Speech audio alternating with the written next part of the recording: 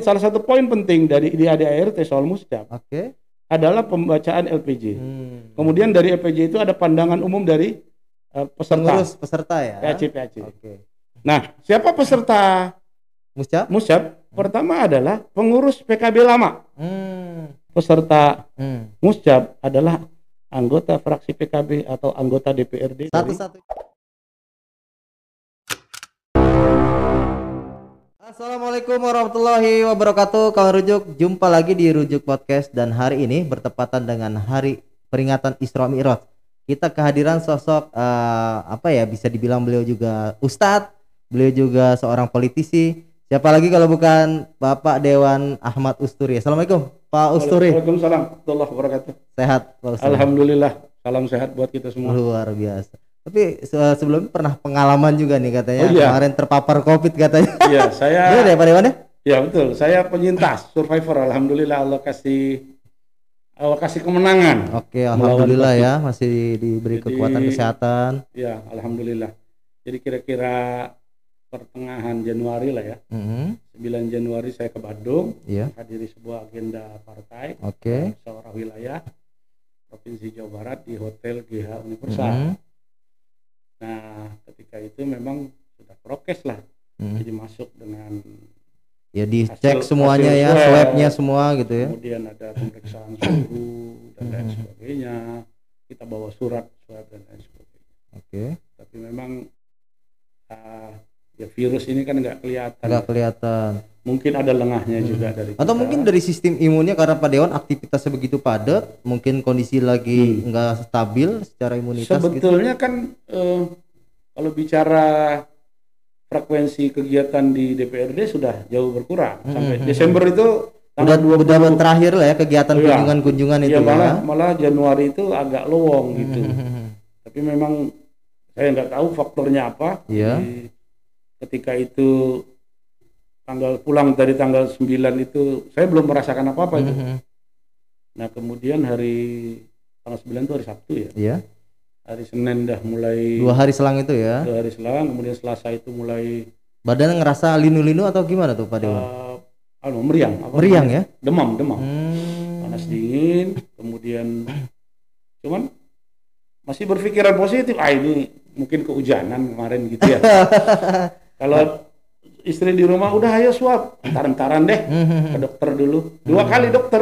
Oh, 2 kali dokter. Berarti gejala itu hari Selasa kerasa ke dokter umum dulu. Dokter umum dulu. Dan alhamdulillah demamnya turun, semakin meyakinkan kan bahwa ini biasalah penyakit biasalah gitu ya.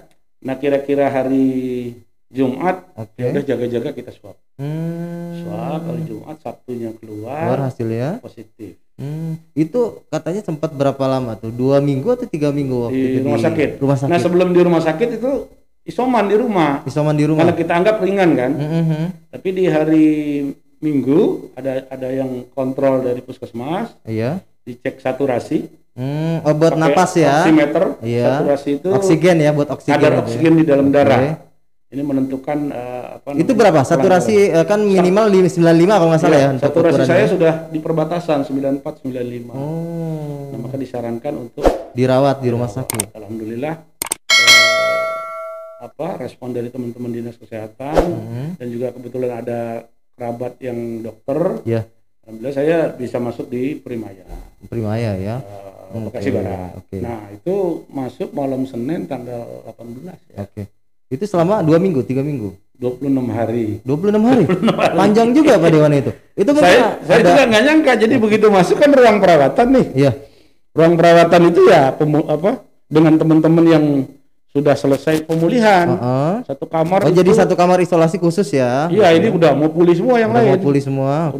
Ada 4 orang dengan saya. Tapi 3-4 hari kondisi saturasi saya makin turun. Sampai batas berapa tuh? Bahkan sampai 80-an. Sesak sekali berarti waktu itu ya? Iya, kondisinya. Jalan sedikit aja ke toilet misalnya itu pasti batuk-batuk. Kemudian kalau di rumah sakit kan kita selalu pakai oksigen nih untuk memulihkan. Itu dari mulai selang kecil, kemudian selang yang pakai sungkup itu, kemudian sungkup yang ada balonnya, itu udah next level. Nah, terakhir saya mesti pakai high pressure. High pressure itu cuman ada di ICU. Jadi saking ini tadi ya saturasinya tidak mengalami perbaikan bahkan penurunan. Nah, di hari keempat atau kelima saya lupa. Saya masuk ICU. Nah, ICU itu ada 2 ruangan, yang belakang-belakangan ada connecting door-nya. Jadi rupanya Rumah Sakit Primaya Bekasi Barat tuh buka ICU baru karena banyaknya pasien COVID. Jadi saya kebagian yang kapasitas 5 bed, di belakangnya yang kapasitas 7 bed. Saya masuk ke situ. Nah, rupanya ini juga banyak baru ya bagi kita ya, karena penyakit baru. Rupanya yang disampaikan oleh Pak Dahlan Iskan itu di Diswo itu benar adanya dan saya mengalami. Jadi tidak hanya pernapasan yang diserang oleh COVID ini ya, tapi juga ada efek pengentalan darah. Ada pengentalan darah waktu itu Pak Dewan? Padahal saya nggak pernah mengalami itu. Jadi COVID itu aneh.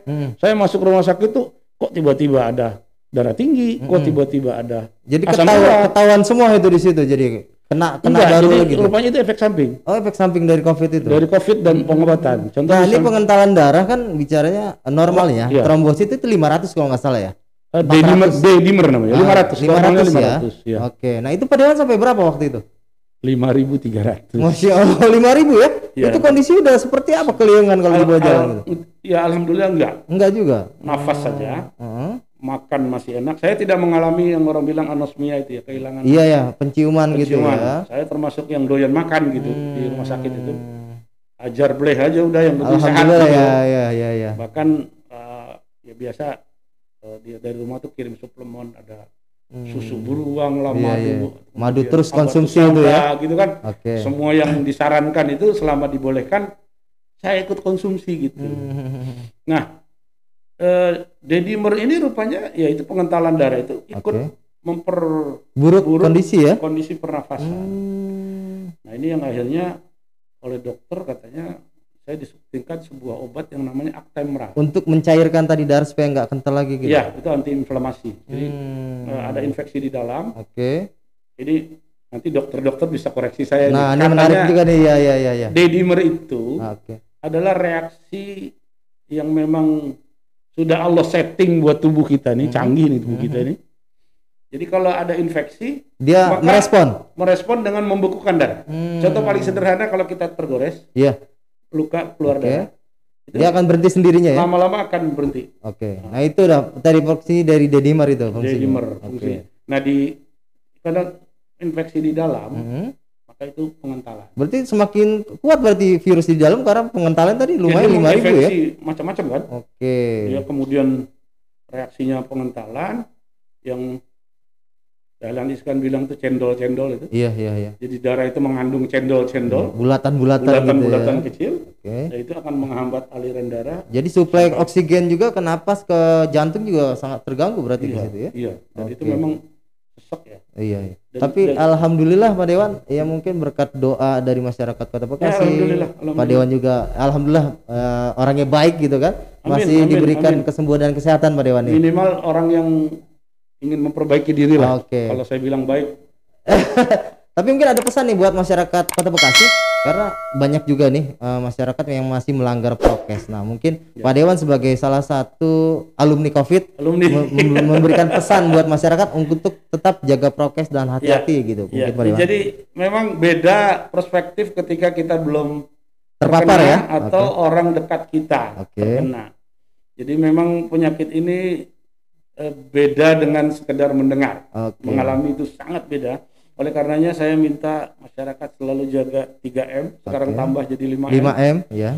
Jadi tidak hanya masker, kemudian mencuci tangan, kemudian jaga jarak tapi juga menghindari kerumunan gitu ya. Dan sebisa mungkin mengurangi mobilitas. Karena ini sekali lagi belum ada obatnya. Alhamdulillah, tapi kita bersyukur sekarang sudah ada vaksin ya. Sudah mulai. Tinggal dimaksimalkan lagi ya. Cuma 65%. Itu buat daya tahan tubuh 65% ya. Banyak kasus sudah vaksin kena juga. Bukan berarti vaksinnya gagal. Siap. Karena memang itulah kembali lagi ya daya tahan tubuh gitu kan. Ini saya bersyukur Pak Bang Lukman, dari 5 bed itu saya ikut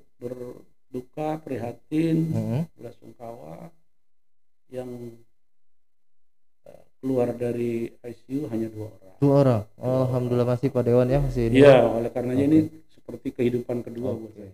Siap. Baik kawan rujuk, kita kembali lagi di segmen kedua berbincang dengan Dewan DPRD Kota Bekasi Pak Ahmad Usturi yang juga mantan Ketua DPC PKB Kota Bekasi periode 2014-2019 ya. 2018 ya sampai 2018 ya. Bicara Kota Bekasi, Pak Usturi, kemarin kan Kota Bekasi memasuki usia yang ke-24 tahun. 10 Maret 2021. Nah, Pak Usturi sendiri melihat perkembangan Kota Bekasi sejauh ini seperti apa, Pak? Luar biasa.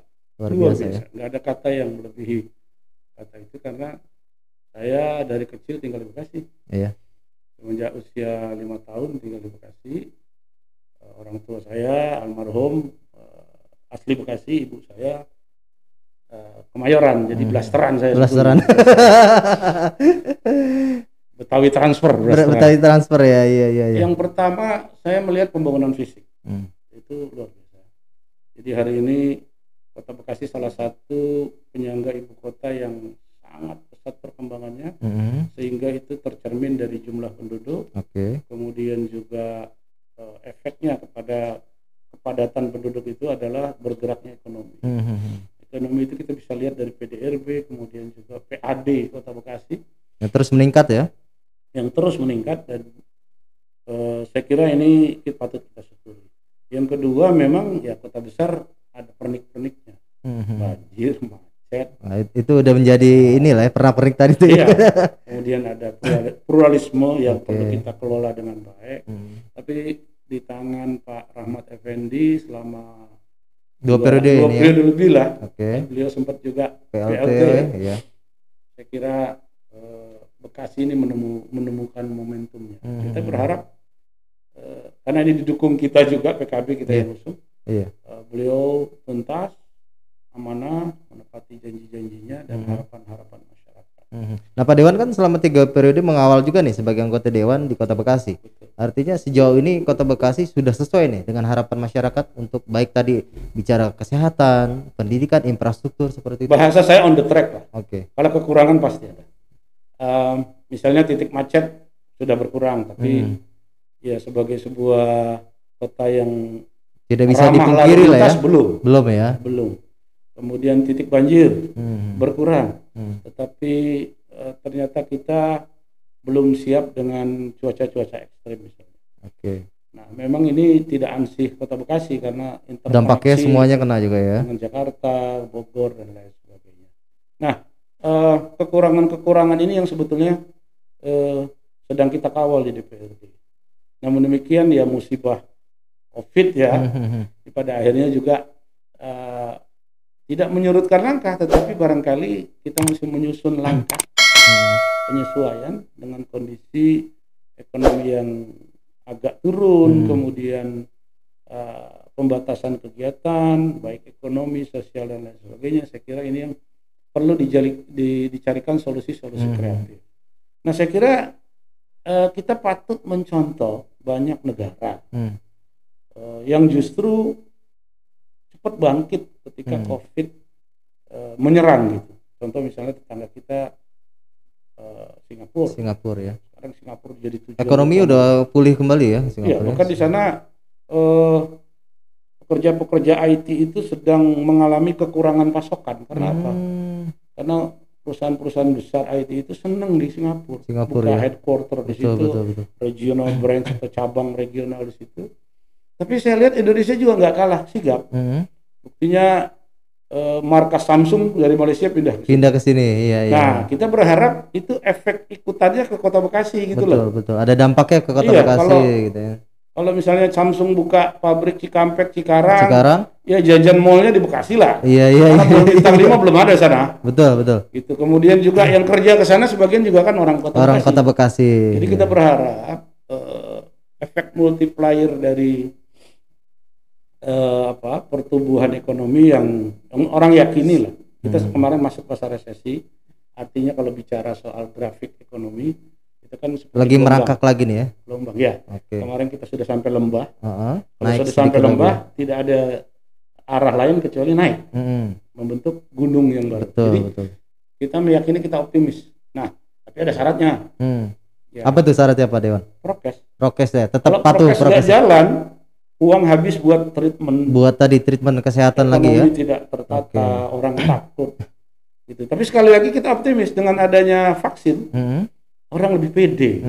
Jadi orang pede imunitas juga semakin kuat, semakin tinggi itu ya. Kuat. Nah, ini saya kira ini Bang Lukman teorinya bagus nih. Betul. Jadi kalau sudah divaksin makin pede, makin ekonomi juga bergeliat jadinya ya. Berani keluar rumah, walaupun tetap jaga prokes. Berani beraktivitas.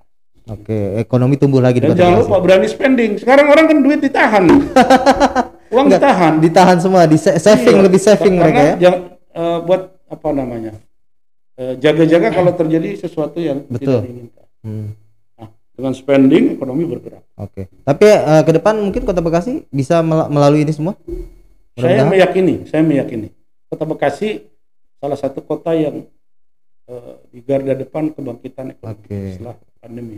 Karena bicara ketaatan dalam prokes juga cukup tinggi ya sejauh barat nih Kota Bekasi ya. Iya, Kota Bekasi ini cukup tinggi, masyarakatnya terdidik. Ya kalau masih ada yang melanggar itu, saya lihat dendanya aja nggak banyak itu yang dikumpulin. Betul. Artinya pelanggar nggak banyak. Pelanggarnya nggak banyak gitu ya. Iya. Selain bicara HUT Kota Bekasi, hari ini 11 Maret ya. Ini juga Isra Mi'raj nih. Mungkin ada pesan dari Pak Usturi yang juga pembina Ponpes An-Nur ya. Pengasuhan Ponpes An-Nur di hari Isra Mi'raj ini seperti apa mungkin harapan ke depan gitu Pak Dewan. Ya, bagi kaum muslim kita ketahui bersama bulan Rajab ini salah satu bulan yang sangat istimewa. Makanya Rasulullah mengajarkan satu doa khusus di bulan Rajab dan 2 bulan selanjutnya. Allahumma barik lana fi Rajab wa Sya'ban wa balighna. Ya Allah, berkahilah kami di bulan Rajab ini. Sekarang nih. Karena pintu buat masuk Ramadan ya. Kemudian bulan Sya'ban. Kemudian Ramadan ya. Sampaikanlah usia kami, rezeki kami ke bulan Ramadan. Nah, Isra Mi'raj itu kan ada 2 fase ya. Pertama Isra, perjalanan dari Masjidil Haram ke Masjidil Aqsa. Kemudian Mi'raj, kenaikan Nabi ke Sidratul Muntaha. Nah, setting sejarahnya dulu nih. Kalau di Sirah Nabawiyah itu di pesantren kita pelajari. Nabi ketika peristiwa ini itu sedang mengalami yang disebut sebagai Amul Huzni, tahun-tahun kesedihan. Karena pamannya meninggal kalau nggak salah. Karena itu ya.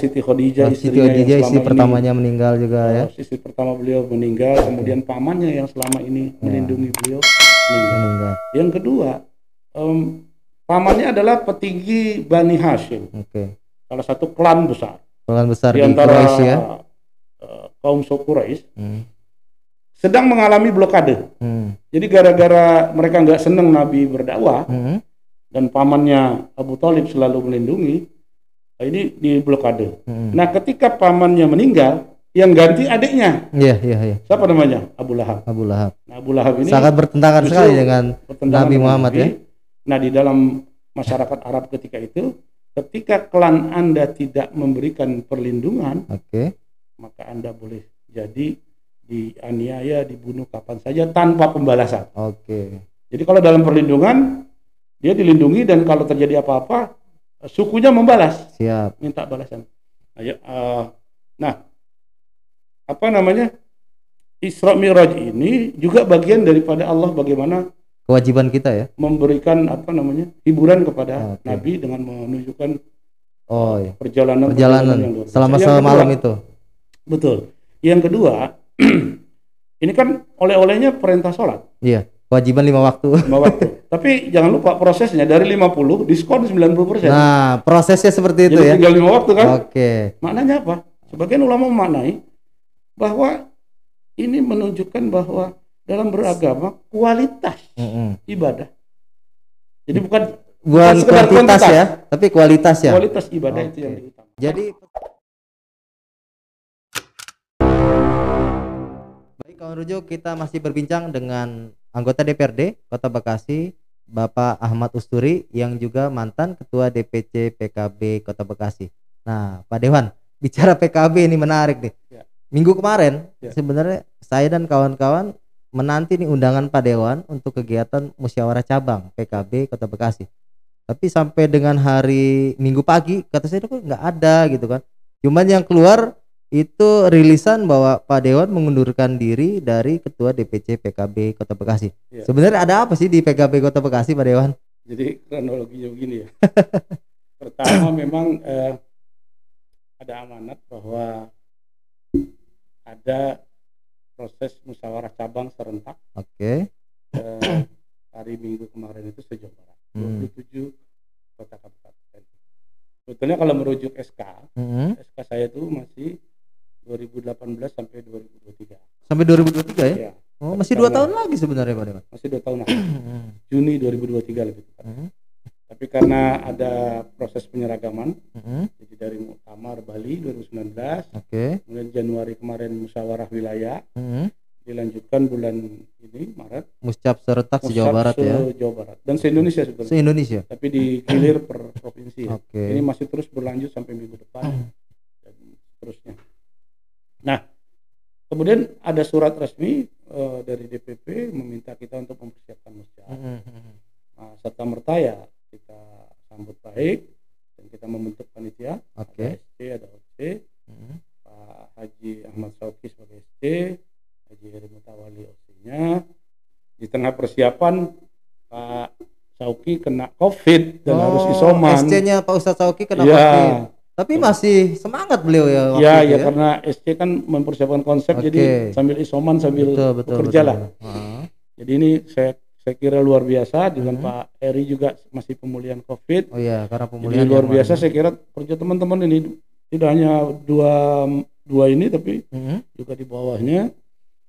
Persiapan itu terus kita lakukan tanggal 7 Maret titik mangsanya gitu ya. Namun tiba-tiba di malam itu hari Minggu ya, 7 Maret. Hari Minggu tanggal 7 Maret ya. Dapat berita secara langsung bahwa yang pertama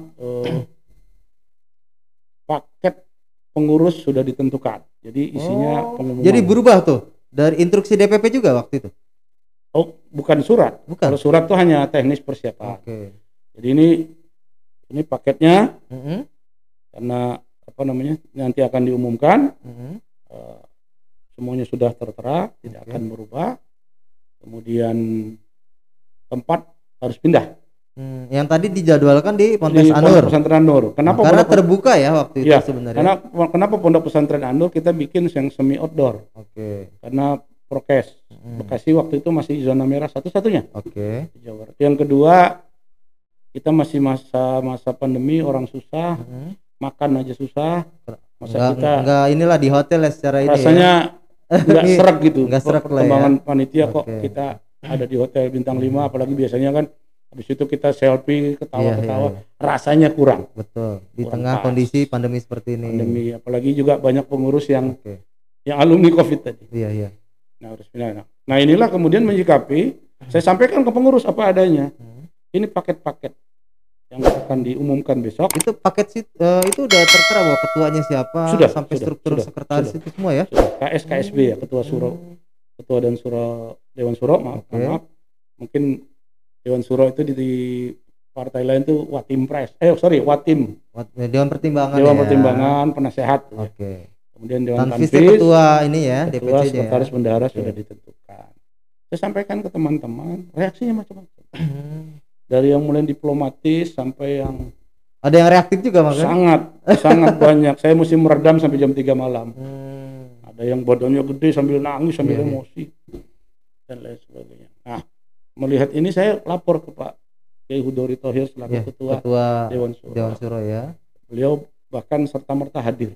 Datang ke DPC, kita sedang mempersiapkan kantor DPC, dan hasil dari nasihat beliau dan kesepakatan teman-teman menyelamatkan kapal ini. Kapal ini kan belum besar, masih kecil. Betul. Jangan sampai karam gitu, pecah dan karam, akhirnya saya mundur. Waktu itu mundur kemudian diikuti oleh Dewan Syuro ya? Iya, itu yang mengejutkan Bang Lukman. Saya pikir beliau hanya memerintahkan saya, karena kan biasanya yang seksi ini Ketua Dewan Tanfiz.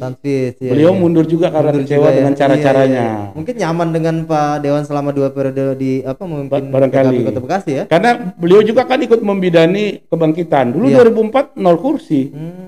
Karena bicara sosok Pak Usturi ini melekat sekali sebagai Dewan PKB yang tadi pecah telur 2009 ya. 2009, PKB yang tadi 2004 nggak pernah dapat kursi, 2009 dapat kursi gitu kan. Dan terus menerus sampai 2019 3 kali. Nah, dulu 2009 itu suara kita hanya 18.000. 2009. 2014 langsung lompat jadi hampir 48.000. Persisnya 47.762. Sebenarnya kalau proporsional dan adil kursinya bisa tambah sebenarnya. Ketika itu dengan rekan-rekan PAN yang dapat 4 kursi, kita selisih cuma 4.000, Bang Lukman. 44.000 dengan 40.000.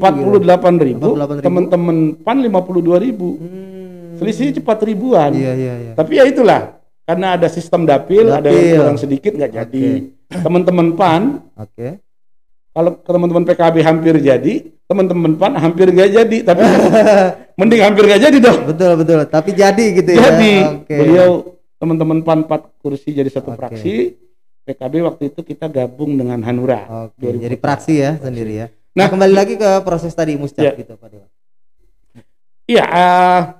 Kemudian setelah itu setelah saya mundur, ya saya sudah tidak mengikuti lagi prosesnya. Maka karena undangan sudah disebar, kemudian persiapan sudah hampir 100%, hari H saya tetap menyelenggarakan acara, tapi kita dengan agenda menjadi silaturahmi ya, silaturahmi kader. Karena ini kan nggak semua kader paham.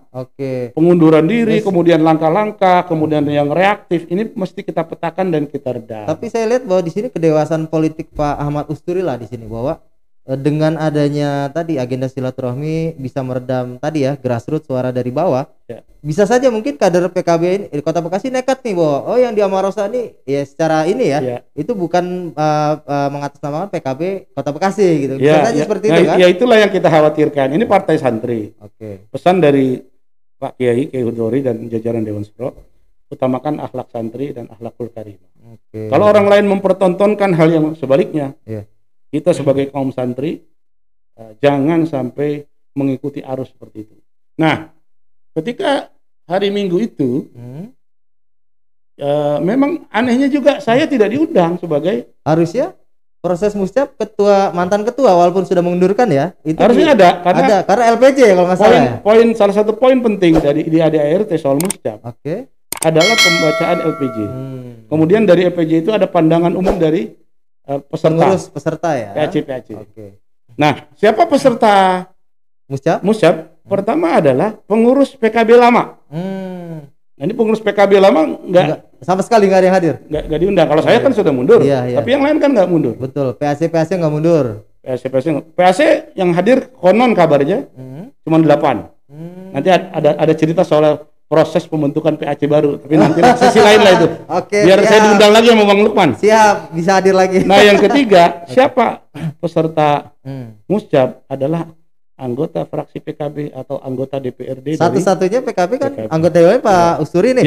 Nggak diundang juga? Tidak diundang juga. Luar biasa ya. Jadi saya nggak tahu, teman-teman wartawan tanya, Pak itu gimana jadi legalitas? Saya nggak tahu. Silakan saja tanya sama yang menyelenggarakan. Nah kalau bicara kedekatan Pak Dewan dengan Cak Imin kan sangat dekat sekali. Saya ingat waktu historis 2004 bawa Rhoma Irama dengan Cak Imin satu mobil. Iya betul. Nah itu baik, kawan rujuk, tidak terasa kita memasuki segmen terakhir, segmen keempat, dan masih berbincang dengan anggota DPRD Kota Bekasi Pak Ahmad Usturi yang juga mantan Ketua DPC PKB Kota Bekasi. Pak Dewan, tadi sebelum jeda sempat saya singgung bahwa Pak Dewan dengan Ketua Umum PKB Cak Imin ini dekatnya luar biasa sebenarnya kan. Sejarah sempat menceritakan bahwa Cak Imin ke Kota Bekasi waktu itu membawa Rhoma Irama keliling Kota Bekasi. Kemudian ya beberapa momen lah Pak Dewan dengan Pak Cak Imin tuh dekat betul dengan sosok beliau gitu. Nah, cuman proses Muscap ini apakah komunikasi ini nggak sampai atau seperti apa Pak Dewan? Ya, beliau sangat dekat dengan semua kader. Terutama event-event kayak pemilu 2014 itu, di mana alhamdulillah Kota Bekasi dapat 3 titik tuh. Betul. Di Pondok Pesantren Anida Bekasi Timur, Pondok Pesantren Anur dengan Medan Satria kalau nggak salah waktu itu. Ridwan. Medan Satria, mohon maaf. Nah, itu tidak terjadi di kota-kota lain. Kota betul, lain cuma betul. Jadi sebetulnya ya komunikasi tetap berjalan. Kita ada satu grup WA di mana ketum ada di situ, sekjen ada di situ. Cuman proses ini kan kadang sifatnya administratif. Dan ini saya kira karena serentak ya. Saya kira tidak mungkin ketum handle sendiri. Ketum kemudian mendelegasikan, melimpahkan kepada DPW Jawa Barat, kepada teman-teman layer kedua, ketiga di DPP dan seterusnya. Jadi saya kira inilah yang perlu barangkali kita berharap di Bekasi bahwa kemudian DPP dan DPW turun tangan, ikut menenangkan kader, ikut memberikan pemahaman, dan saya kira barangkali ikut merekonsiliasikan sehingga potensi PKB yang suaranya di 2019 sudah 55.000. Tuh naik lagi ya. Tadi naik. 2014 48.000. 2019 55.000. Teman-teman ya. PAN misalnya. Padahal waktu itu efek dengan Pilpres sebenarnya Kota Bekasi sangat sekali ini ya. Negatif efek. Karena ini basis 02. Betul. Kita ikut 01. Oke. Nah, teman-teman PAN sekali lagi. 2014 52.000 4 kursi. 4 kursi. Iya. Tapi PKB 55.000 di 2019. Nah, itu sekali lagi ini ya. Bicara dapil ya. Ada luck, ada keberuntungan juga di situ, ada persoalan logistik barangkali dan lain sebagainya. Nah, kita justru sangat berharap supaya sekali lagi kapal yang kecil ini mulai merangkak, mulai seksi. Dulu nggak ada yang mau diajak ke PKB. Dulu ya. Sekarang alhamdulillah di sisi lain saya bersyukur. Ada yang berminat. Banyak yang berminat. Ya. Tapi barangkali caranya saja yang kurang pas. Mekanismenya ya. Ya kalau baru ya ke rumah orang ya di teras dulu, kemudian ruang tamu. Jangan langsung ke kamar tidur. Ke kamar tidur. Ruang keluarga dulu. Iya. Magang dulu berproses karena kader-kader lama juga di belakang antri sebenarnya ya. Ini luar biasa, potensi juga luar biasa. Nah sebenarnya harusnya DPW dengan DPP melihat nih bahwa sebenarnya kader potensi di Kota Bekasi ini karena Pak Usiri sudah 2 periode, sebenarnya banyak yang antri sebenarnya ya. Ya mungkin karena ini serentak ya, jadi fokusnya nggak satu daerah. Tapi mohon maaf nih Pak Dewan, ya sebenarnya dengan ada penunjukan memang menghindari konflik, tapi sebenarnya juga menimbulkan konflik juga sebenarnya kan? Ada dua sisi mata uang, selalu ada dua sisi mata uang. Nah maksud saya, ketika kader-kader baru ini, justru biasanya kita undang kok, kita ajak gitu. Nah ini berproses. Jadi pengurus dulu mempelajari culture PKB yang partai santri, tapi ada di kota besar. Iya. Rata-rata PKB kota besar keteteran. Betul. Karena basis tradisional mereka sebenarnya. Basis tradisional, tapi sekarang mulai bangkit. Artinya, contoh misalnya di yang saya tahu ya, tahu betul di basis saya. Ketika 2009 saya jadi anggota DPRD, 70% basis saya adalah Nahdiyin. Nahdiyin tradisional. Di kampung 30% baru perumahan. 2014 bergeser sekarang 60% perumahan, 40% kampung. 2019 itu eranya komunitas, udah bukan kampung kota lagi, komunitas anak muda, komunitas hobi, komunitas profesi, itu yang kita rangkul. Di samping memang masa tradisional tetap dijaga gitu ya. Dugaan saya udah punya daihat lah. Di dapil saya, suara saya hampir 8.000. Karena selalu jadi ya kalau Pak Dewan. Alhamdulillah. Iya. Sudah mengalami berbagai macam cuaca gitu. dan cobaan begitu. Iya. Alhamdulillah. Nah, kembali ke proses ngucap. Idealnya kalau partai ini sebenarnya kalau untuk menyodorkan nama kan misalnya ibaratnya disodorkan beberapa nama. Baru diusulkan tingkat yang di atas DPW kemudian ke DPP. Nah, ini kan langsung ditunjuk dari DPP. Nah, jadi gini, 2 hari sebelum muscap saya dapat info dari teman-teman DPW bahwa DPW diminta menyiapkan 10 nama, tapi tanpa melibatkan kita. Oh gitu. Jadi DPW sendiri yang menyiapkan. Kemudian dikirim ke DPP. Nah, nama-namanya saya nggak tahu persis. Siapa si A si B-nya saya nggak tahu persis. Nah kemudian ya kembali ke cerita saya yang semula, malam hanya itulah kemudian diinfokan sudah tidak bisa berubah. Nah, kenapa ini saya lakukan? Saya bersyukur saya mundur. Sebab rupanya di daerah lain konflik. Ada kisruh lah, saya bilang konflik lah. Ada kisruh ya. Bisa terkendali gitu. Di Banten, di sebagian kecil Jawa Barat, Jawa Tengah dan seterusnya. Di Lampung. Nah, saya bersyukur Langkah kita ya karena saya tadi lagi-lagi bahwa kedewasaan berpolitik lah itu ya tadi Pak Dewan. Amin, mudah-mudahan ini bisa kita jaga terus. Gitu. Nah mungkin ke depan nih PKB Kota Bekasi mau seperti apa dengan mungkin ya dengan adanya struktur baru, Pak Dewan sekarang sudah tidak menjabat ketua DPC lagi gitu kan? Nah itu kembali saya berharap ini ada rekonsiliasi. Oke. Dan ini nggak mungkin diinisiasi oleh kita. Nah itu harus yang di tingkat atas nih DPW atau DPP. Iya, betul. Sehingga potensi yang luar biasa kan selalu naik nih. Iya. Trennya naik. Cuman kurang beruntung aja. Iya. Atau kurang logistik gitu. Nah, mudah-mudahan di tahun yang akan datang kalau ini dijaga, kita bisa menambah kursi. Nambah kursi lagi ya. Bahkan mimpinya kan setiap dapil ada.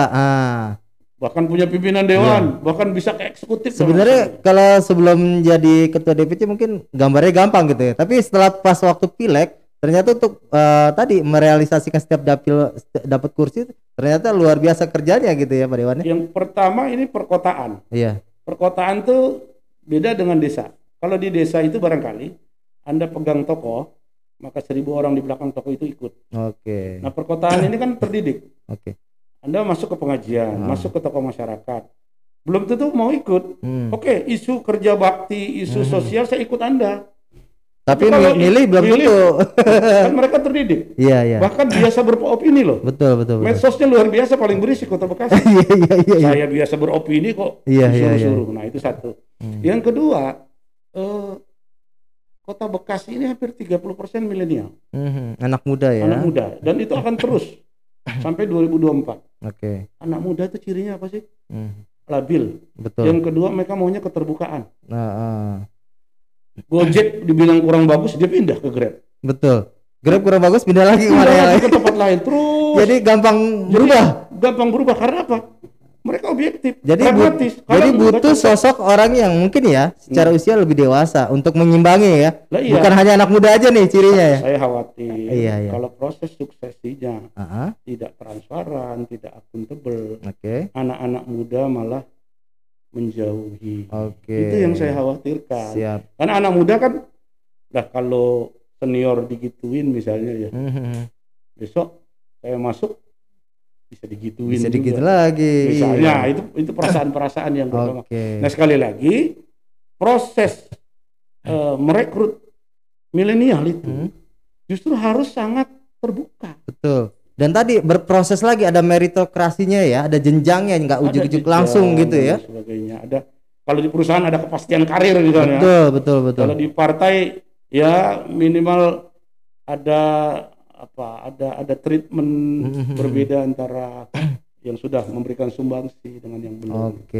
Nah artinya tetap setia dengan PKB walaupun sudah tidak setia ya? Ya artinya saya merasa yang membidani kebangkitan gitu. Di Kota Bekasi ini ya? Lainnya, di Kota Bekasi. Siap. Ya, terima kasih. Saya kira ini yang perlu kita tata ke depan. Gitu. Siap. Terima kasih Pak Dewan. Tapi di Rujuk Podcast ini kita ada namanya program Tanjap. Oh apa itu? Tanya jawab. Nah kita punya 2 pilihan. Pak Dewan nanti jawab cepat 2 detik ya Pak Dewan ya? Oke siap. Bisa langsung sekarang? Siap. Nanti 2024 eksekutif apa legislatif? Legislatif. Nggak tertarik eksekutif? Saya kira itu bagian dari proses ya. Tapi yang pasti dulu lah. Karena legislatif dulu.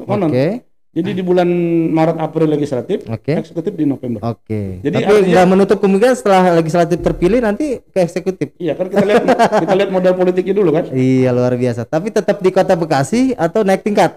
Saya terlalu cinta sama kota ini. Terlalu cinta ya? Masih di Kota Bekasi. Masih di Kota Bekasi. Siap.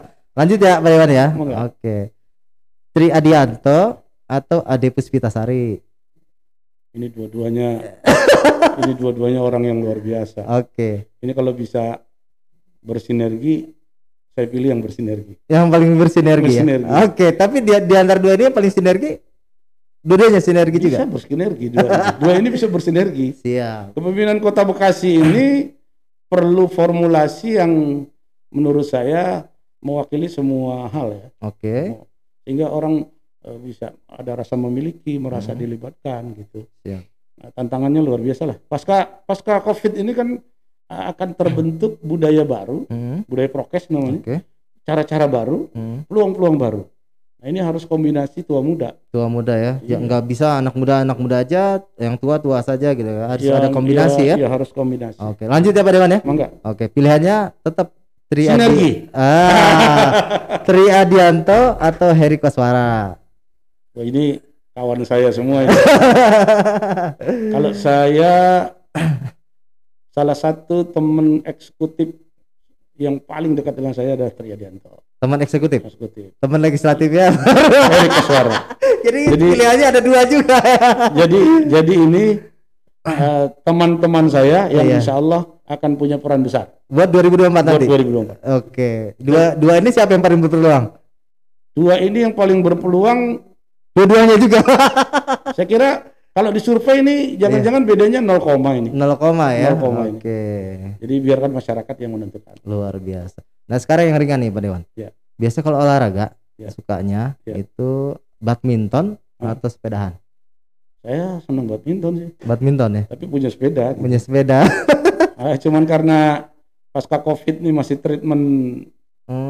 Jadi sepeda ini masih belum ya. Jadi olahraga ringan-ringan aja berarti. Ya, insya Allah minggu depan sudah selesai treatment lah. Oke. Gitu, makanya ini saya diundang ke Bang Lutman, mudah-mudahan dokter saya nggak denger nih. Tapi bisa jadi imun karena di sini kita ketawa Pak. Saya kalau ketemu teman-teman wartawan kan informasi luar biasa, kemudian sharing-sharing. Mudah-mudahan. Amin. Terakhir Pak Dewan ya, kalau bicara makanan nih. Pak Dewan sukanya soto ayam atau soto daging? Saya terus terang lebih senang soto daging. Soto daging. Oke. Soto daging, soto Betawi, soto Betawi ya. rawon misalnya. Itu punya langganan khusus nggak di sini yang pernah biasa makan di mana gitu? Kalau soto ayam ya, soto ayam tuh saya senang yang Surabayaan yang pakai ceker. Yang Surabayaan tuh kayak kalau di Surabaya kan cahar, kalau di sini lupa saya namanya tuh di El Gangga. El Gangga ya, betul ada di situ ya. Favorit saya tuh. Itu favorit ya. Kemudian kalau soto daging itu soto Betawi yang di Buaran tuh dekat Sepes. Soto Anda. Itu favorit saya. Luar biasa, depan Gabus Pucung Lukman situ ya. Nah, karena salah satunya itu juga bisa sambil pucungan juga. Baik, terima kasih waktunya Pak Dewan, Pak Ahmad Usturi sudah hadir di studio Rujuk Podcast. Sehat selalu Pak Dewan ya. Amin, sehat. Baik, kalau Rujuk demikian perbincangan kami dengan mantan ketua DPC PKB Kota Bekasi yang juga anggota DPRD Kota Bekasi, Pak Ahmad Usturi. Jangan lupa dukung terus channel Rukun Jurnalis Bekasi dengan cara like, comment, subscribe, dan share sebanyak-banyaknya. Gue Muhammad Lukman undur diri. Wassalamualaikum warahmatullahi wabarakatuh.